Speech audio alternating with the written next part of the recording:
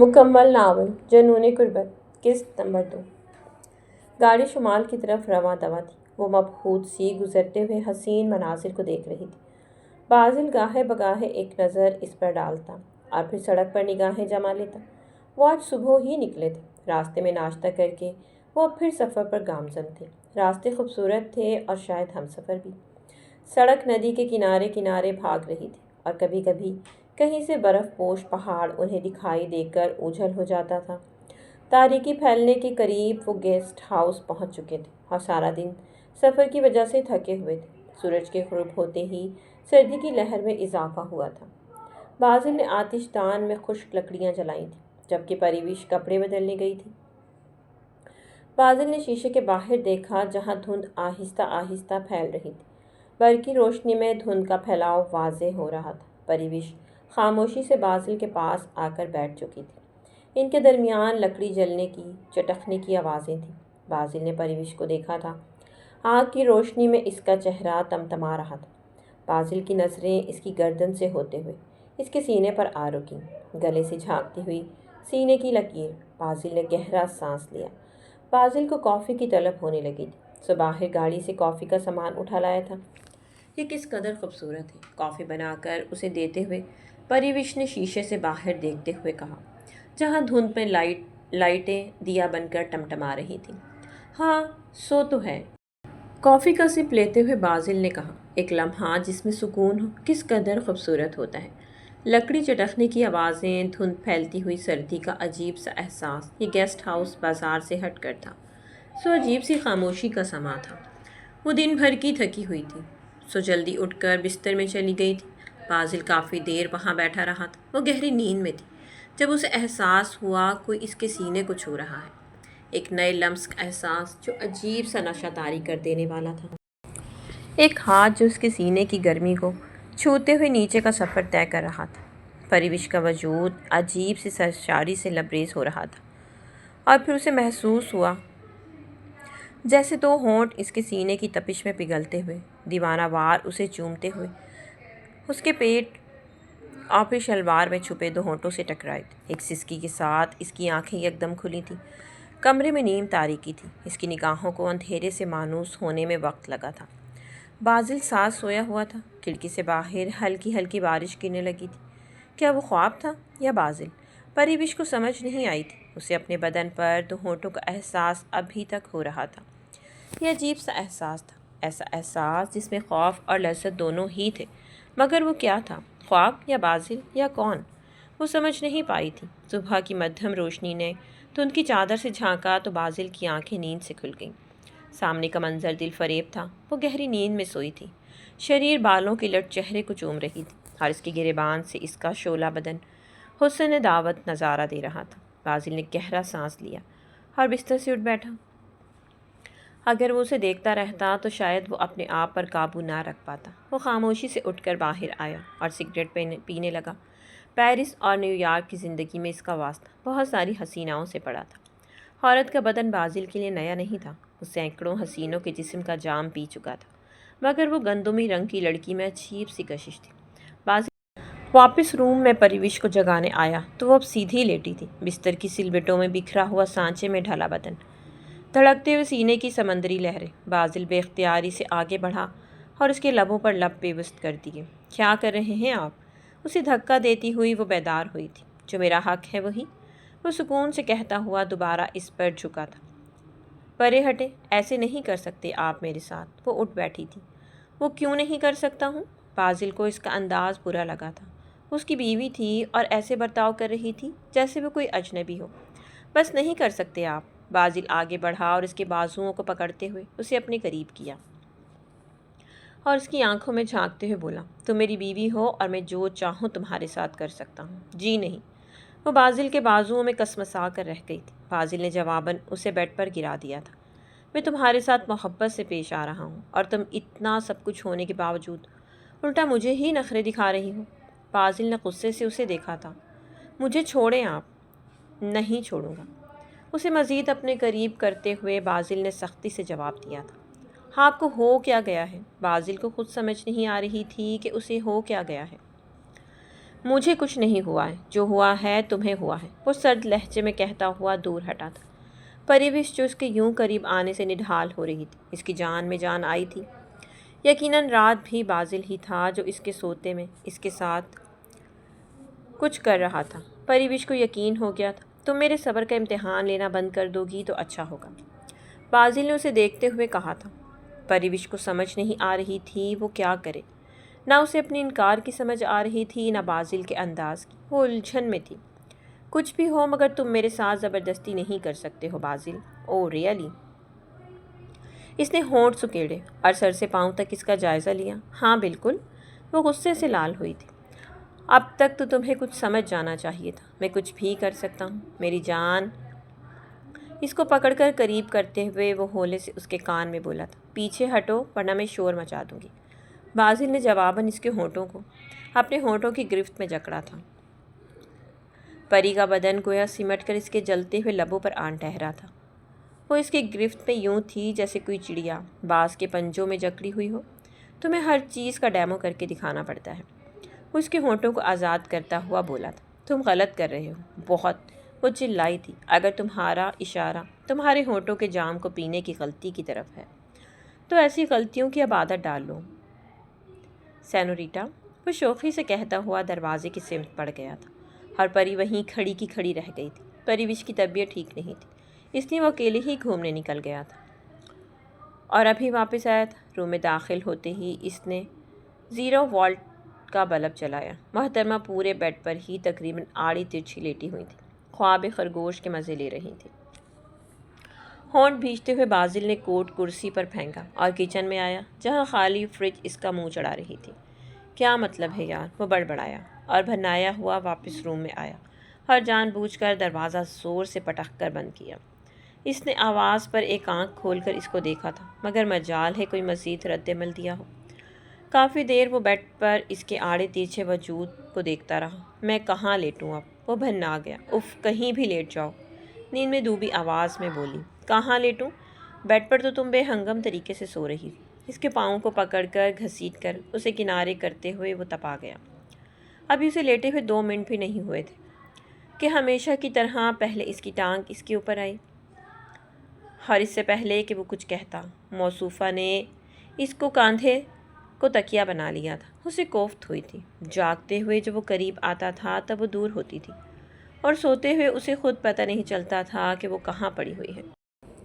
وہ انتظار کرتے کرتے سو گیا تھا کہ کب وہ اسے شانتی سے سونے دے گی۔ صبح اچانک ہی اس کی آنکھ کھل گئی تھی۔ گھڑی پر نظر پڑتے ہی وہ بری طرح چونکا۔ 10 بجنے والے تھے۔ وہ جلدی سے اٹھا۔ پریوش، اس نے آواز دی، کیا مصیبت ہے یار، کیوں چلا رہے ہو؟ وہ ابھی تک سو رہی تھی، اس کا پارا چڑھا تھا۔ ٹائم دیکھا ہے تم نے؟ وہ غصے سے بولا۔ میں کیوں دیکھوں؟ تمہیں وقت دیکھنا نہیں آتا کیا؟ اتنے بڑے ہو گئے ہو۔ نیند میں ہاتھ چلاتے ہوئے اس نے اس کا منہ ڈھونڈنے کی کوشش کی۔ وہ پیچھے ہوا۔ نیند میں اس کے بڑے بڑے ناخن اس کی آنکھ بھی نکال سکتے تھے۔ یار، میں نے کیا مصیبت اپنے گلے ڈال دی ہے، اٹھو یار، حد ہو گئی، وہ اسے کھینچتے ہوئے بولا۔ جواب میں وہ اس کے بازو سے لپٹ کر مزید گہری نیند میں جانے لگی تو اس نے بازو کھینچا۔ یار، میں تمہارا شوہر ہوں یا تکیہ تمہارا؟ کبھی میرے اوپر پڑی ہوتی ہو، کبھی سر پر رکھا ہوا ہوتا ہے مجھ پر، اور جب میں قریب آنے کی کوشش کرتا ہوں تو انکار کرتی ہو۔ سونے دو نا، وہ اسی حالت میں بولی۔ وہ اسے گھور کر رہ گیا تھا۔ اچھا، جاتے ہوئے ایک سینڈوچ اور کافی بنا جانا میرے لیے۔ وہ کمرے سے نکل رہا تھا جب وہ پیچھے سے جلدی سے بولی، پہلے ملک شیک بنا دوں؟ وہ طنزیہ بولا تھا۔ سچی میں؟ اس کی آنکھیں پوری طرح کھلی تھیں۔ اب مینگو والا بنانا، چینی کم ڈالنا، اور وہ فوراً ترکیب بتانے لگی تھی۔ وہ مزید رکا نہیں تھا، وہاں سے دھڑام سے دروازہ اس کے منہ پر بند کر چکا تھا۔ بازل کو نہ تو پریوش کی سمجھ آ رہی تھی نہ اپنی۔ کبھی وہ خود اس کے پاس آ جاتی تھی اور کبھی اس کے قریب کرنے سے بھڑک جاتی تھی۔ سوتے وہ اطمینان سے اس کے بازو پر آ جاتی تھی۔ سونے کے معاملے میں وہ گدھے گھوڑے بیچ کر سونے والی تھی۔ بازل ٹیرس پر کھڑا اسی الجھن میں تھا کہ وہ کیا کرے۔ یہ تو اس کے لیے عورت کا جسم نیا نہ تھا نہ عورت، مگر وہ جو کشش رکھتی تھی عجیب تھی، ایک ایسی حیوانی کشش جو بازل کو اس کے قریب آنے کے لیے بےتاب کرتی تھی۔ وہ نہ چاہتے ہوئے بھی اس کی طرف جھکتا تھا۔ بازل کو ابھی تک اپنے بدن سے اس کی خوشبو پھوٹتی محسوس ہو رہی تھی۔ بازل زبردستی نہیں کرنا چاہتا تھا، مگر پریوش کا برتاؤ بازل کو بتا دیتا تھا اگر وہ بیگانی تھی تو بیگانی بنی کیوں نہیں رہتی تھی۔ وہ پل میں تولا پل میں ماشا بن جاتی تھی۔ بازل نہ چاہتے ہوئے بھی اس کے ساتھ زبردستی کر لیتا تھا، جس کے بعد میں اسے افسوس ہوتا تھا۔ تم میرے ساتھ کیوں نہیں چلتی؟ جب بازل کو اندازہ ہوا وہ پھر پیچھے رہ گئی ہے تو رک گیا تھا۔ وہ عادت ڈال رہی ہوں بس، پھیکی سی مسکراہٹ کے ساتھ جواب دی۔ تمہیں نہیں لگتا تمہیں ساتھ چلنا سیکھ جانا چاہیے؟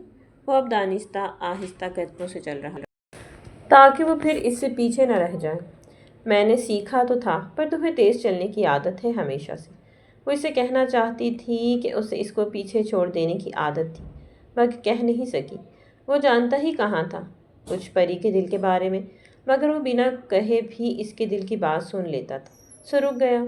کبھی کبھی انسان کو اپنی جنگیں خود لڑنا پڑتی ہیں۔ میں نے کوشش تو کی تھی جب تم مجھے یہاں اکیلا چھوڑ کر یورپ چلے گئے، اور تب سے وہاں تک جب مجھے کسی بوڑھے لالچی سے بیایا جا رہا تھا۔ نہ چاہتے ہوئے بھی وہ کہہ گئی تھی، میں نے تمہیں شروع سے کہا تھا کہ میں ہمیشہ تمہیں بچانے کے لیے موجود نہیں رہوں گا، اور میں آیا تو صحیح، کم از کم عین وقت پر موجود تھا، تبھی تم آج میری بیوی ہو۔ وہ سنجیدگی سے کہتا ہوا بینچ پر بیٹھ گیا تو وہ بھی اس کے ساتھ بیٹھ گئی تھی۔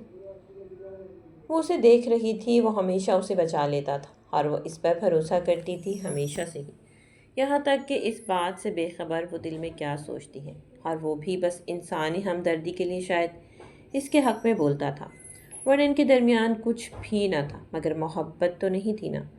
ایسا کبھی نہیں ہوا تھا وہ اس کے لیے کسی جگہ موجود نہ ہوا ہو۔ پھر پتہ نہیں وہ کیوں اس کو مضبوط کرنے کی کوشش کرتا تھا، اپنا دفاع کرنے کی قابلیت دان کرنے لگا تھا۔ وہ چاہ کر بھی ویسا نہیں بن پاتی تھی جیسا وہ اسے دیکھنا چاہتا تھا، مضبوط اور خود اعتماد۔ اس کے بعد وہ ہر جنگ میں چاروں شانے چت گرتی چلی گئی۔ وہ ایک اچھی وارئر نہیں تھی، وہ جانتی تھی اسے اپنے لیے یا اپنے حق کے لیے لڑنا کبھی نہیں آیا۔ وہ ہر چیز قبول کر لیتی تھی، یہاں تک کہ اس نے انچاہا ساتھی بھی قبول کر لیا تھا، اور وہ ہر جنگ جیتنا آیا تھا اپنے حق کے لیے۔ وہ کوئی بھی جنگ چھیڑ سکتا تھا، اور وہ جانتی تھی وہ بہترین وارئر ہے، ہر جنگ کے نتائج کو اپنے حق میں بدل لینے والا۔ ہاں، وہ ایسا ہی جس پر آنکھیں بند کر کے بھروسہ کیا جا سکے، جس کی موجودگی ہی وکٹری کی علامت ہوتی تھی، اور اس کے لیے اس شخص کی غیر موجودگی ڈیفیٹ تھی۔ وہ اسے ہمیشہ گرنے سے پہلے سنبھال لیتا تھا، مگر اب جب وہ اتنے سالوں بعد آیا اور پھر اچانک اس کا شوہر بن گیا، وہ سمجھ نہیں پا رہی تھی اسے کیا رد عمل دینا چاہیے۔ جب وہ پاس آتا تھا تو وہ دور بھاگتی تھی، جب دور جاتا تھا تو وہ اسے ڈھونڈنے لگتی تھی۔ اتنے سالوں میں کبھی اسے بازل کا خیال ایسے نہیں آیا تھا۔ وہ جانتی تھی یورپ جا کر وہ بھول گیا ہوگا، یہاں تک جب اس کی کال بھی وہاں سے آتی تھی، تب بھی کبھی بازل نے پریوش کے بارے میں نہیں پوچھا تھا، اور اب وہ آیا اور اس کا شوہر بن گیا تھا۔ قدرت کے کھیل وہ نہیں سمجھ پا رہی تھی۔ بازل کو اچھے سے یاد تھا جب پریوش اس کے گھر آئی تھی، ایک ڈری سہمی لڑکی جو اپنے سائے سے بھی خوف کھاتی تھی۔ بازل کو اس میں دلچسپی نہیں تھی، وہ جینز پہنی ہوئی ماڈرن لڑکیوں میں رہتا تھا، جبکہ پریوش ایک عام سی لڑکی لگتی تھی اسے، مگر وہ چاہتا تھا کہ وہ بدل جائیں، جو زمانے کے ساتھ نہیں بدلتے۔ زمانہ ان کو لوگوں کے ساتھ بدل کر روند کر آگے نکل جاتا ہے۔ بازل کے لیے اس میں اتنی کوئی کشش نہیں تھی، تب وہ اس کی مدد کر لیا کرتا تھا، اور جہاں اسے لگتا پریوش کو اس کی ضرورت ہے وہ وہاں کوشش کرتا تھا وہاں موجود ہو۔ اب وہ شاید حیدر فیملی کی ممبر تھی، اور بازل چاہتا تھا وہ برتاؤ بھی ویسا ہی کرے۔ یورپ میں اتنے سال گزار کر جب وہ واپس آیا تھا تب بھی وہ ویسے کی ویسی تھی، اور پھر حالات ایسے ہوئے کہ وہی لڑکی اب اس کی بیوی بن چکی تھی، اور بازل چاہتا تھا کہ وہ بدل جائے، کم از کم اتنی تو بدلے کہ وہ اس کے ساتھ چل سکے۔ یہاں پہاڑوں میں آنے کا مقصد بھی یہی تھا کہ پریوش کی کونسلنگ کر سکے کچھ وہ، مگر ماحول، سردی اور تنہائی بازل کے جذبات کو ابھار کر اسے پریوش کے قریب جانے پر مجبور کرتے تھے۔ وہ گندمی رنگ کی لڑکی گندم کی طرح بازل کو اپنا رزق لگنے لگتی تھی۔ وہ خواہش کرنے لگتا تھا کہ وہ سر سے پیر تک اسے چوم کر ہلکان کر دے، مگر پریوش کے دفاعی انداز سے وہ چڑ جاتا تھا۔ بازل اسے جدید ماحول میں ڈھالنا چاہتا، مگر وہ ابھی تک ویسے ہی رہنا چاہتی تھی۔ بازل کو سمجھ نہیں آ رہی تھی کہ وہ کیسے اسے بدل سکتا تھا، اور اوپر سے بازل اس کے بدن کی خواہش میں مبتلا ہوتا جا رہا تھا۔ یہ جنون قربت کیا رنگ لاتا وہ خود نہیں جانتا تھا۔ عورت کا جسم پانی سے بنا ہوتا ہے، اسے چھوا تو جا سکتا ہے مگر پکڑا نہیں جا سکتا، پگھلے بغیر اس کے ساتھ بغلگیر نہیں ہوا جا سکتا، اس کے ساتھ پانی بن کر ہی ملا جا سکتا ہے۔ عورت کے بدن تک پہنچنے کا راستہ اس کے من کی پگ ڈنڈیوں میں سے ہے، حساس وادیوں کو چھو کر گزرتا ہے۔ بدنی شاہراہوں کے ذریعے سیدھے اس کے بدن تک پہنچنے والے شاہ سوار اس کے من سے اتر جاتے ہیں۔ عورت کا جسم پانی سے بنا ہوتا ہے، اس کو پانے کے لیے پانی ہی بننا پڑتا ہے۔ اگر کوئی اس کی آنکھوں کے کھارے پانیوں کے سمندروں میں تیرنے کا ہنر جانتا ہو تو وہ اسے 7 سمندروں سے بھی آگے حیران کن جزیروں میں اور جادوئی وادیوں کے لمس سے آشنا کروا سکتی ہے۔ بدن کی سرحدوں سے پرے روح کی اتھاہ گہرائیوں میں لے جاتی ہے، جہاں صرف ہوا گنگناتی ہے اور پرندے سر سنگیت پہ رقص کرتے ہیں۔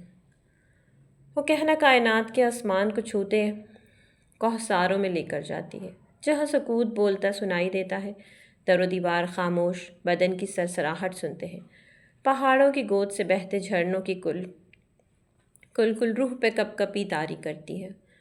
وہ ایسی جنت نما سبزیلی وادی میں لے کر جاتی ہے جہاں آپ پہنچ کر گہری چپ پہ کھو کر فضا میں تیرنے لگتے ہو۔ عورت کو محض جسم سمجھنے والوں، عورت کی ہنسی کی بہار میں بھیگنے کے لیے پہلے اس کی آہوں کی ٹکور کرنی پڑتی ہے۔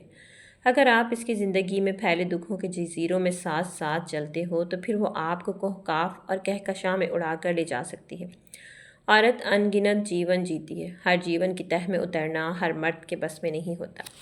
عورت کو جسم سمجھ کر ملنے والے مرد امرت پینے کے بجائے اس کی پہلی تہ کے گدلے پانیوں میں ڈوب کے مر جاتے ہیں۔ کھوکھلی مردانگی کے حکمران عورت کے وجود کی دہلیز کے باہر کھڑے ہو کر اپنی جیت کے بھرم کو پالتے رہتے ہیں۔ عورت کو پانے کے لیے جیتے ہوئے جرنیل کی طرح نہیں بلکہ کسی مقدس درگاہ پہ زیارت کرنے آئے فقیر کی طرح جوتا اتار کر دہلیز پہ بوسہ دے کر اس کے پاس آنا پڑتا ہے، اس کے من کے مقدس پانی میں اشنان کر کے اس کے گرد طواف کرنا پڑتا ہے۔ عورت تن سے نہیں من سے جیتی ہے، وہ زندگی نہیں جذبہ جیتی ہے، اسے پانے کے لیے بندہ نہیں مجسم محبت بننا پڑتا ہے۔ بازل کو بھی شاید پانی بننا پڑتا۔ وہ گہری آنکھوں والی اداس لڑکی تھی جس کی روح پر گھاؤ تھے جو وقت کے ساتھ بھرتے۔ بازل کوئی جلد بازی نہیں کرنا چاہتا تھا مگر وہ اپنی بے اختیار ہوتے جذبوں سے الجھ رہا تھا۔ وہ چاہتا تھا اس کے غم بانٹ سکے مگر جب اس کے سامنے آتی تھی تو بازل کا دل کرتا تھا اسے گلے لگا لے۔ شاید محبت میں گلے لگانا ہی ہر مرض کا علاج ہوتا ہوگا۔ وہ اسے چومنا چاہتا تھا اتنا کہ اس کی روح سے ہر غم دور ہو جائے۔ وہ اپنے لبوں سے اس کی روح کا ہر درد کھینچ لینا چاہتا تھا مگر وہ عجیب سا برتاؤ کرتی تھی جو بازل کو غصے اور الجھن کا شکار کر دیتا تھا۔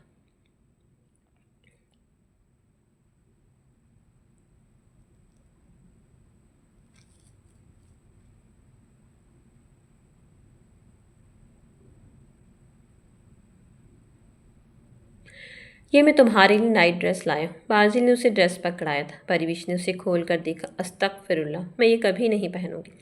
بازل کو واپس کرتے ہوئے بگڑی تھی۔ چلو میں خود پہنا دوں گا، شوخی سے کہتا ہوا اس کے قریب آیا۔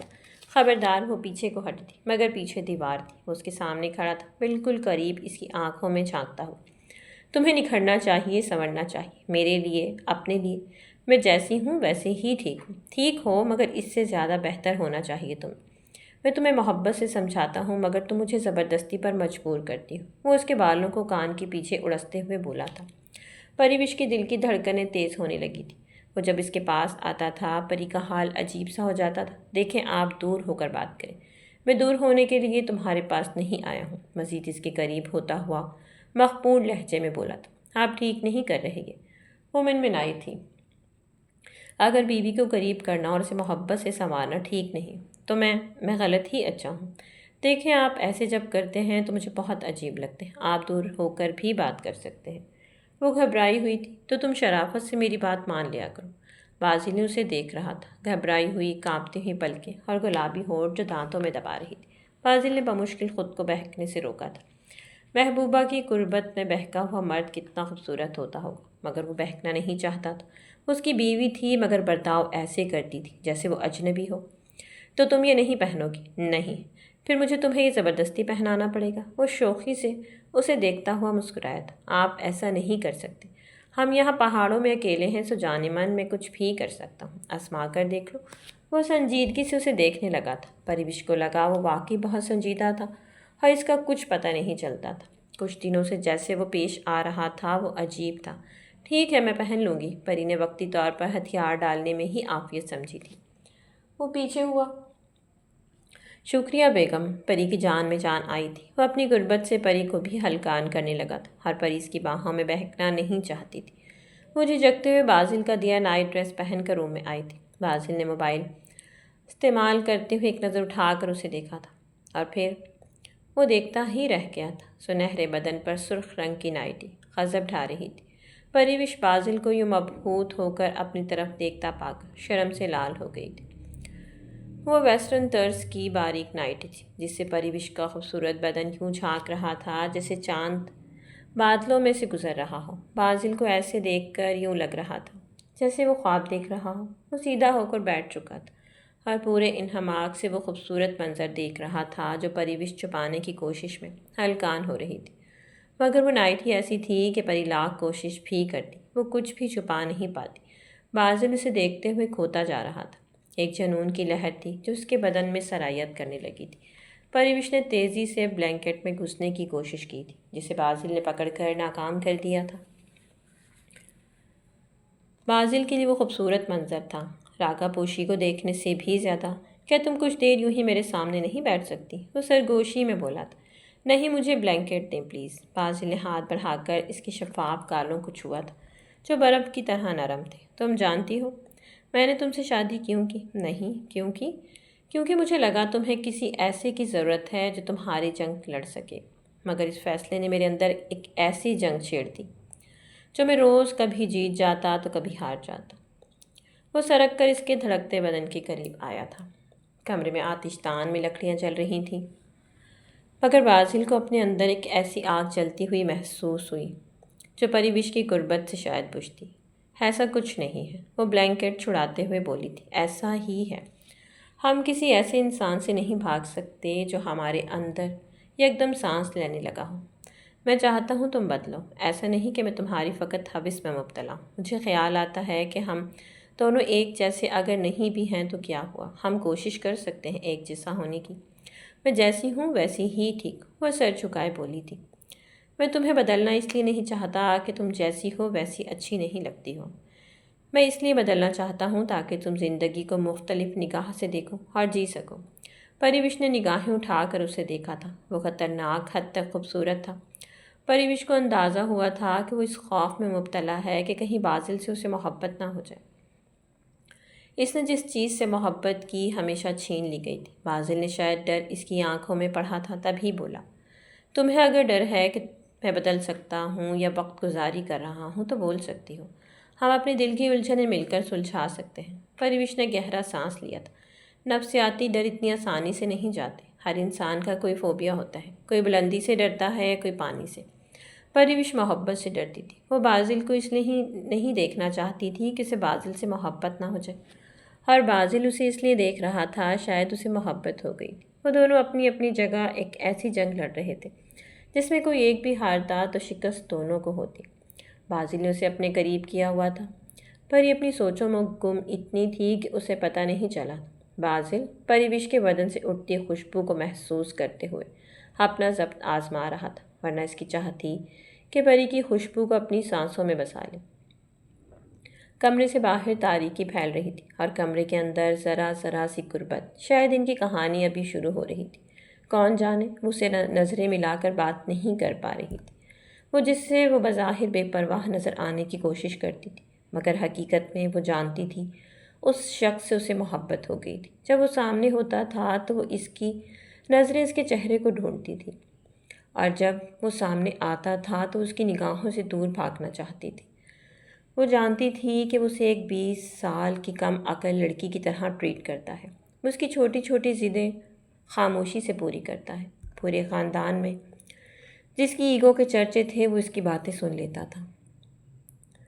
سو وہ اس کے لیے اس حد تک چلا گیا تھا کہ اس سے شادی کر چکا تھا۔ وہ جانتی تھی اس کی عنایتوں کی وجہ اس کی محبت نہیں تھی، اور اسی وجہ سے وہ بازل سے دور رہتی تھی۔ وہ یہ بھی جانتی تھی کہ وہ اس سے محبت نہیں کرتا اور نہ کر سکتا ہے۔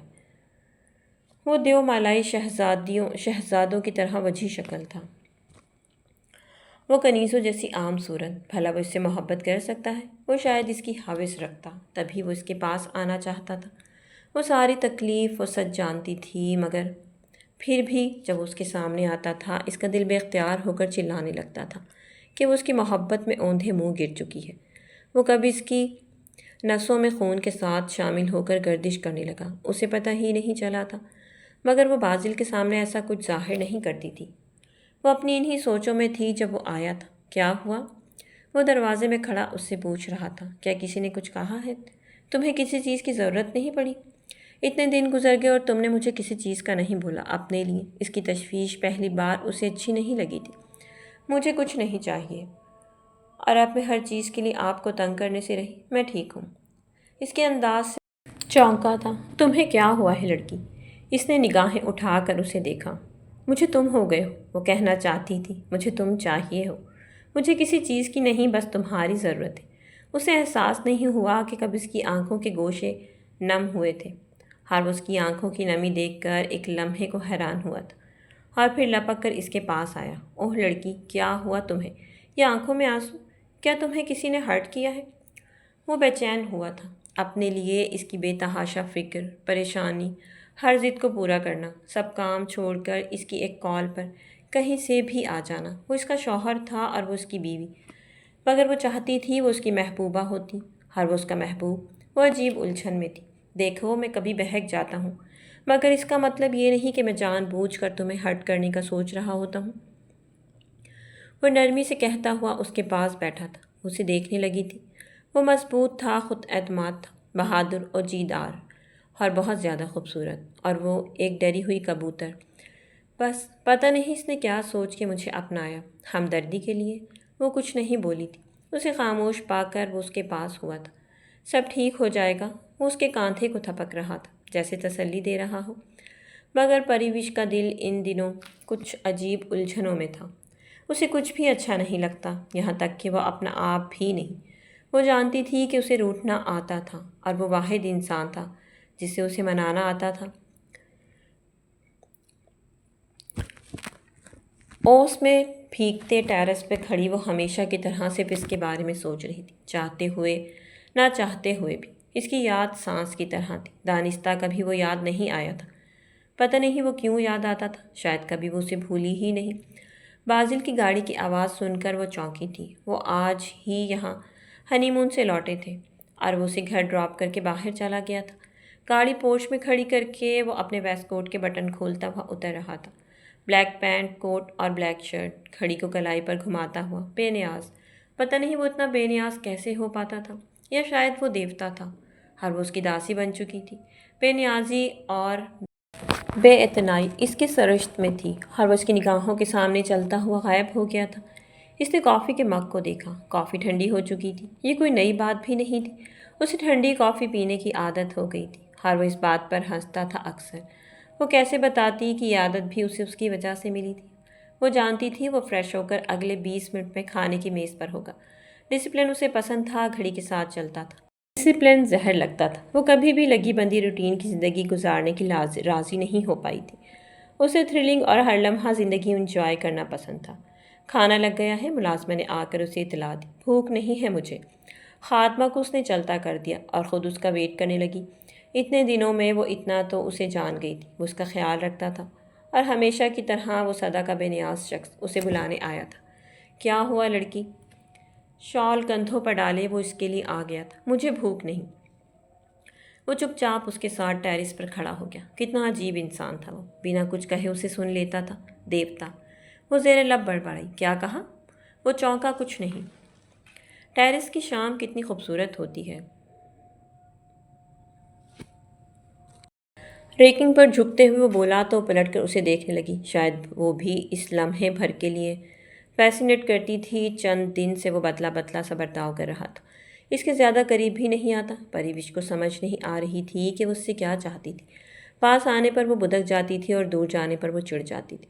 میں شاید واپس چلا جاؤں یا نہیں، وہ بتا رہا تھا یا پوچھ رہا تھا۔ وہ کچھ نہیں بولی تھی، بس اسے دیکھنے لگی تھی۔ کیا تمہیں اس سے فرق نہیں پڑے گا؟ وہ اسے دیکھ رہا تھا۔ فرق تو پڑتا تھا، بہت زیادہ، مگر اسے سمجھ نہیں تھی کہ کیا کہے۔ وہ محبت اور ہمدردی کے درمیان تھی، یا شاید پریوش کو ایسا لگتا تھا کہ محبت نہیں کرتا تھا، بس ہمدردی اور ترس کھاتا تھا اس پر۔ وہ خاموشی سے اب دور کہیں دیکھ رہا تھا۔ ٹیرس پر شام اتر رہی تھی، اور ایسی ہی شام شاید دونوں کی زندگی پر اترنے لگی تھی، خاموشی سے، آہستہ آہستہ سے۔ اداسی کی کوئی تو آخری حد ہو کہ جس کے بعد ممکن نہ رہے کچھ اور غم سہنا، یا پھر یوں ہو کہ غم سہنے کی عادت اس طرح کچھ ہو کہ سہ کر بھی نہ جنبش ابروؤں میں اور نہ ماتھے پر بل آئے، شکستہ ٹوٹتے اعصاب پر طاری تھکن نہ ہو، لبوں سے بے ارادہ آہ نہ نکلے، نہ دل ڈوبے، کبھی ہلکی نمی رخسار پر آنکھوں سے نہ اترے، لبوں کو سی لیا جائے، نمی کو پی لیا جائے، چبھن میں اور تھکن میں خاموشی سے جی لیا جائے۔ اداسی کی کوئی تو آخری حد ہو۔ محبت پر انسان کا اختیار نہیں ہوتا ہے۔ بازل نے کبھی سوچا نہیں تھا کہ اسے محبت ہو جائے گی، وہ بھی اس لڑکی سے جس سے اس کی نہ چاہتے ہوئے بھی شادی ہوئی تھی، اور جس سے بچپن جوانی تک ایک رسمی سا تعلق تھا، جو گھر میں ہوتی تو تھی مگر نہ ہونے کے برابر۔ وہ رات ہی واپس آئے تھے، پریوش تھکی ہوئی تھی، سو بازل نے اسے جگانا مناسب نہیں سمجھا تھا۔ ناشتے کی میز پر دادو اور طیبہ بیگم ہی تھے۔ تمہاری بیگم کدھر ہے؟ طیبہ بیگم نے تنزیہ پوچھا تھا۔ سو رہی ہے وہ، کل سارا دن سفر کیا ہم نے تو اس وجہ سے تھک گئی تھی، میں نے کہا آرام کر لے۔ ایسی بھی کیا تھکن تھی، کون سا شہزادیوں جیسی زندگی گزار رہی ہے جو تھک گئی اتنے سے سفر سے؟ پہلے اگر شہزادیوں جیسی زندگی نہیں گزاری تو کیا ہوا، اب اسے شہزادیوں جیسی زندگی دے دوں گا میں۔ وہ اس گھر کی بہو ہے، اب ہم اپنے شایان شان ہی سے برتاؤ کریں گے۔ بہو؟ طیبہ بیگم ہنکارا بھر کر ہی رہ گئی تھی۔ واہ میرے بیٹے، تو نے تو سکندر کی یاد دلا دی، وہ بھی ایسا ہی تھا، جسے اپنا لیتا تھا اسے کبھی مایوس نہیں کرتا تھا۔ دادو جتنی دیر سے خاموش تھی، خوشی سے جھوم اٹھی تھی۔ خیر، غضنفر کے بیٹے کی منگنی ہے اور احمد اور اس کی فیملی بھی آ رہی ہے، میں چاہتی ہوں تم انہیں لینے جاؤ۔ بازل کے ہاتھ رکے تھے۔ مگر میں کیوں جاؤں؟ کسی بھی ڈرائیور کو بھیج دیں پک کرنے، یہ تم اچھے سے جانتے ہو کہ تم کیوں جاؤ گے۔ دیکھیں امی، جو آپ نے سوچا تھا تب میں نے ہاں کر لی تھی، مگر تب حالات کچھ اور تھے، اب میں شادی شدہ ہوں اور میں کچھ نہیں جانتی، تم انہیں لینے جاؤ گے اور بات ختم۔ طیبہ بیگم نے ناشتے کی میز سے اٹھتے ہوئے بولی تو بازل کچھ کہتے کہتے رک سا گیا۔ دادو ان کا مسئلہ کیا ہے؟ میں لینے جاؤں، ساتھ یقیناً تانیہ بھی ہوگی۔ کچھ نہیں میرے بچے، کچھ وقت لگے گا، تمہاری ماں کو پھر وہ حقیقت قبول کر لے گی۔ بازل سر ہلا کر رہ گیا تھا۔ احمد علی بازل کے ماموں تھے۔ طیبہ بیگم بازل کا رشتہ ان کی بیٹی سے کرانا چاہتی تھی، اور بازل نے اعتراض بھی نہیں کیا تھا۔ تب بات چیت چل ہی رہی تھی کہ بیچ میں وہ سب ہو گیا جو کسی نے سوچا تک نہیں تھا۔ اب وہ لوگ آ رہے تھے۔ بازل ناشتے کی میز سے اٹھ کر روم میں آیا تو پریوش ابھی تک سو رہی تھی۔ کتنی معصومیت تھی اس کے چہرے پر۔ بازل اس کے پاس بیٹھ کر دیکھنے لگا تھا۔ ایک شریر بالوں کی لٹ پری کو تنگ کر رہی تھی، تو بازل نے ہاتھ بڑھا کر اسے پیچھے کرنا چاہا۔ ٹھیک اسی وقت پری کی آنکھ کھلی اور اس نے چیخ ماری۔ بازل بدک کر پیچھے ہوا تھا۔ کیا کر رہے تھے آپ؟ وہ غصے سے بولی تھی۔ کیا کروں گا میں؟ بازل نے خفگی سے اسے دیکھا تھا۔ تم نے چیخ ایسے ماری جیسے پتہ نہیں کیا ہو گیا ہے۔ ہاں تو دور ہٹیں آپ مجھ سے، جلدی۔ اگر نہ ہٹوں تو؟ بازل نے اس کی آنکھوں میں جھانکا۔ ہاں تو میں خود ہو جاؤں گی دور۔ وہ تو تم اب بھی ہو بہت دور مجھ سے، ضروری نہیں جسم کے فاصلے سے دوری ناپی جائے۔ پرے ہوں آپ۔ وہ اسے پیچھے کرتے ہوئے بیڈ سے اتری تھی۔ بازل بھی اس کے ساتھ کھڑا ہوتا ہوا 2 قدم لے کر اس کی جانب آیا۔ کیا کر رہے ہیں آپ؟ وہ پیچھے کو ہوئی تھی۔ بازل قدم بقدم اس کی طرف بڑھ رہا تھا، اور پیچھے ہٹتے پریوش کی دیوار نے راستہ روک لیا تھا۔ وہ دیوار پر بازو رکھتے ہوئے اس پر جھکا تھا۔ پریوش نے آنکھیں بند کر لیں۔ بازل کو وہ معصوم کبوتری کی طرح لگی تھی جو ڈر کے مارے آنکھیں بند کر لیتی ہے۔ پریوش کو اس کی گرم سانسیں اپنے چہرے پر محسوس ہو رہی تھیں اور اس کی پرفیوم کی مہک گویا پریوش کی سانسوں میں اتر رہی تھی۔ کافی دیر بعد پری نے آنکھیں کھولیں تو بازل کو گہری نگاہوں سے اپنے چہرے پر جھکا ہوا پایا۔ تمہیں مجھ سے ڈرنا نہیں چاہیے۔ اس کے بالوں کی شریر لٹ کو کان کے پیچھے کرتے ہوئے وہ دھیمے سے بولا تھا۔ وہ کیا بتاتی کہ وہ ہر اس چیز سے ڈرتی تھی جس چیز سے اسے لگتا تھا کہ وہ اسے پسند ہے۔ پریوش کی سانس اسی قربت کی آنچ سے تپنے لگی تھی۔ اسے لگا بازل اگر اس کے قریب یوں ہی رہا تو وہ اس کی باہوں میں ہی بے ہوش ہو کر گر پڑے گی۔ دیکھیں وہ آپ پری کے منہ سے لفظ بھی گھبراہٹ سے ٹوٹ ٹوٹ کر نکل رہے۔ دیکھو میں کہ غیر یا اجنبی نہیں جس سے تم کیوں ڈر رہی ہو، تمہارا شوہر ہوں۔ دیکھیں آپ دور ہو کر بات کریں پلیز۔ وہ منمنائی تھی۔ بازل گہرا سانس لے کر پیچھے ہوا تو پری کی جان میں جان آئی تھی۔ آپ میرے قریب نہ آیا کریں۔ یہ تو ممکن نہیں، تم میری بیوی ہو اور میں جتنا چاہوں اتنا قریب آ سکتا ہوں۔ بازل نے جتنا پر زور دیا تھا۔ کیا مطلب ہے آپ کا؟ وہ سرخ پڑی تھی۔ مطلب بالکل واضح ہے، تم میری بیوی ہو اور سر سے پاؤں تک تم میری ملکیت ہو۔ سو سمجھ جاؤ میں کس حد تک اور کیسے کیسے تمہارے قریب آ سکتا ہوں۔ بازل نے آنکھ ماری تھی۔ استغفر اللہ۔ پری لال ہو گئی تھی اور بازل اس کے انداز سے بے اختیار کہہ مار کر ہنسا تھا۔ خیر جلدی سے تیار ہو جاؤ، ہم باہر جا رہے ہیں۔ منگنی ہو رہی ہے خاندان میں، تمہیں نئے ڈریسز اور شوز سینڈلز وغیرہ دلا دوں میں کہیں نہیں جا رہی، وہ تو دادو کے بار بار کہنے پر آپ کے ساتھ گھومنے چلی گئی تھی۔ زیادہ فری مت ہوں، میرے پاس سب کچھ ہے۔ مجھے پتہ ہے تمہارے پاس سب کچھ ہوگا مگر میں نے کچھ اپنی پسند کا دلوانا ہے تمہیں، سو جلدی سے تیار ہو جاؤ ورنہ میں کچھ گستاخیاں بھی کر سکتا ہوں۔ ٹھیک ہے میں چلتی ہوں، بس شاور لے لوں۔ وہ دوبارہ پری کی جانب بڑھا تو پری جلدی سے واش روم میں گھس گئی۔ کہو تو میں بھی آ جاؤں، بازل نے آواز لگائی تھی۔ اللہ معافی۔ پریوش کی آواز بازل کے کانوں میں پڑی تھی اور وہ ہنس پڑا تھا۔ تم لوگ کہاں جا رہے ہو؟ وہ نیچے اترے ہی تھے کہ طیبہ بیگم نے پوچھا تھا۔ پری کو منگنی کے لیے شاپنگ کرانے کے لیے لے کر جا رہا ہوں۔ کبھی گھر میں بھی ٹک جاؤ۔ اور میں نے تمہیں کیا بولا تھا؟ تم نے احمد کی فیملی کو لینے جانا ہے۔ مجھے یاد ہے جب تک پری شاپنگ کرے گی تب تک ماموں کی فیملی آ جائے گی، میں واپسی پہ پک کر لوں گا انہیں۔ بہترین بات یہ تو دادو بولیں تو طیبہ بیگم منہ بنا کر رہ گئی۔ اچھا ہم چلتے ہیں، تو آپ انہیں لینے جا رہے ہیں؟ وہ گاڑی میں بیٹھے تو پری نے پوچھا۔ ہاں کیوں نہیں، آخر کو میرے ماموں ہیں۔ اور کیا شانزی بھی آ رہی ہے؟ کچھ دیر خاموش رہنے کے بعد پری نے دوبارہ پوچھا تھا۔ بازل نے ایک نظر پری کے چہرے پر ڈالی اور پھر مسکرا دیا۔ ہاں ظاہر ہے وہ تو آئے گی ہی، آخر کو میری کزن ہے، اور ویسے بھی جب سے آیا ہوں اس سے ملاقات نہیں ہو سکی۔ بازل کی اکھیوں سے پری کو دیکھتا ہوا بول رہا تھا۔ پری کے چہرے پر ایک رنگ سا آ کر گزرا تھا۔ بازل زیر لب مسکرایا۔ ظاہر ہے پری کو بھی معلوم تھا کہ ماضی میں بازل کا رشتہ شانزے سے طے ہونے والا تھا۔ کیوں، کیا تمہیں کوئی مسئلہ ہے میرے انہیں لانے سے؟ میری بلا سے جو مرضی کرے آپ، مجھے کیا؟ پری تنک کر بولی تھی۔ اوہ اچھا۔ بازل نے ہنکارا بھرا اور میوزک لگا کر گاہے بگاہے پری پر نظر ڈالنے لگا جو کہیں سوچوں میں گم تھی۔ ویسے وہ کتنے دن کے لیے آ رہے ہیں؟ پری ایک بار پھر پوچھا تو بازل ہنس دیا تھا۔ میں نے کوئی جوک نہیں سنایا آپ کو؟ وہ بازل کے ہنسنے پر بھڑکی تھی۔ ارے غصہ مت کرو، ایسے ہی بس۔ بائی دے وے تمہیں اتنا تجسس کیوں ہو رہا ہے؟ مجھے کچھ نہیں ہو رہا ہے، ایسے ہی ذہن میں آیا تو پوچھ لیا بس۔ مجھے نہیں پتا وہ کتنے دن کے لیے آ رہے ہیں مگر میں ان سے کہوں گا شادی تک رک جائیں۔ بازل نے پری کو دیکھتے ہوئے اسے مزید تپایا تھا۔ ہاں آپ گاڑی سامنے دیکھ کر چلائیں ابھی، پری نے ہونٹ کاٹتے ہوئے کہا تو بازل سامنے دیکھنے لگا۔ اسے پتا تھا وہ کیا سوچ رہی تھی۔ بازل نے بھی سوچ لیا تھا کہ اسے مزید ایسے تنگ کرتا رہے گا۔ تو میں پیاری ریڈرز امید کرتی ہوں آپ کو کہانی اچھی لگی۔ کہانی اگر آپ کو اچھی لگی تو کمنٹ باکس میں اپنی قیمتی رائے کا اظہار ضرور کیا کریں۔ ملتے ہیں نیکسٹ کہانی ساتھ، تب تک کے لیے اپنا بہت سارا خیال رکھیے گا، اچھے ویوز دیتے رہیے گا، ویڈیو کو فل واچ کیجیے گا، چینل کو سبسکرائب کیجیے گا، ویڈیو کو شیئر کیجیے گا، اپنا خیال رکھیے گا۔ اللہ حافظ۔